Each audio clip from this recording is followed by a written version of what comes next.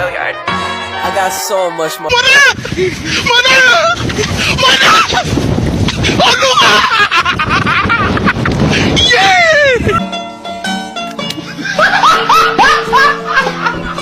Are you ready, kids? Aye, aye, Captain! I can't hear you. Aye, aye, Captain! Oh!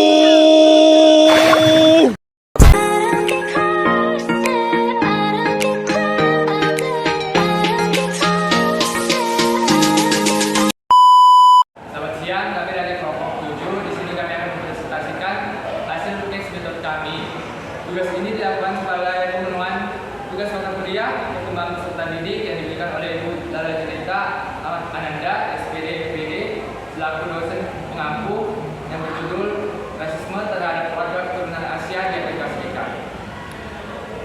Rasisme terhadap warga keturunan Asia dimulai sejak pada abad ke-19 ketika Amerika Serikat dan negara-negara Eropa mulai berinteraksi lebih intens dengan negara-negara Asia melalui perdagangan dan eksploitasi sumber daya alam.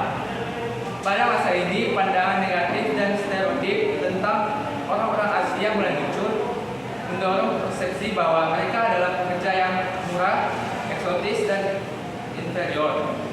Pemerintah Amerika Serikat mengeluarkan sejumlah undang-undang dan peraturan yang secara khusus menciptakan ketidaksetaraan bagi warga keturunan Asia.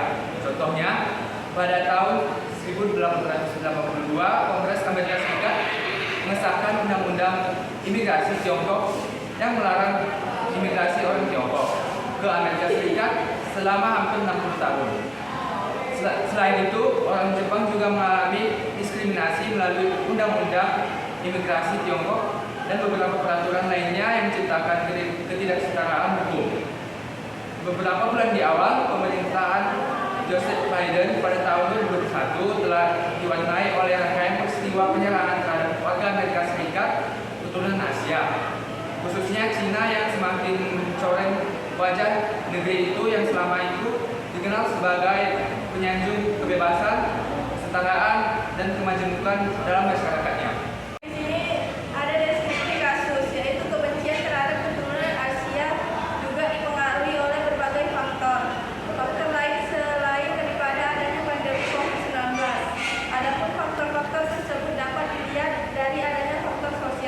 Ekonomi dan politik di negara tersebut dilansir dari data yang diterbitkan oleh Pew Research Center pada tahun 2001 lalu telah memperlihatkan bahwa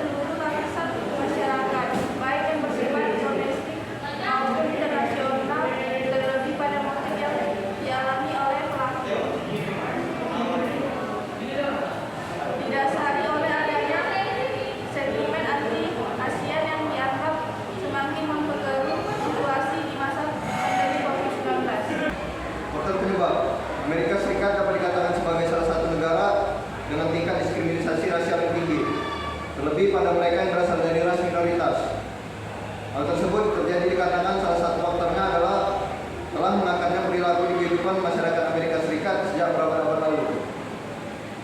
Faktor-faktor penyebab itu adalah: pertama, letaknya hubungan toleransi antar golongan. Dua, ketiadaan rasa menghargai terhadap keragaman yang bersifat heterogeni. Yang ketiga, tidak adanya kesadaran masyarakat terhadap ancaman dan gangguan dari luar. Yang keempat, adanya ketidakpuasan terhadap ketimpangan hasil-hasil pembangunan. Upaya untuk mencapai proses integrasi nasional dapat dilakukan dengan cara menjaga keselarasan antar budaya.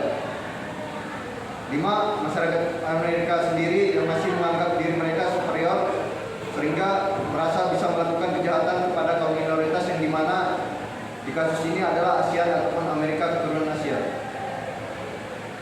6. Pandemi COVID-19 yang berasal dari negara Cina atau Asia membuat Amerika semakin membenci orang Asia di Amerika, dan belum lagi mantan presidennya juga Donald Trump juga mengatakan seperti itu juga. Dari sini kita lanjut materi, yaitu solusi dan alternatif yang bisa diberikan. Rasisme terhadap keturunan Asia di Amerika Serikat memang telah ada sejak berabad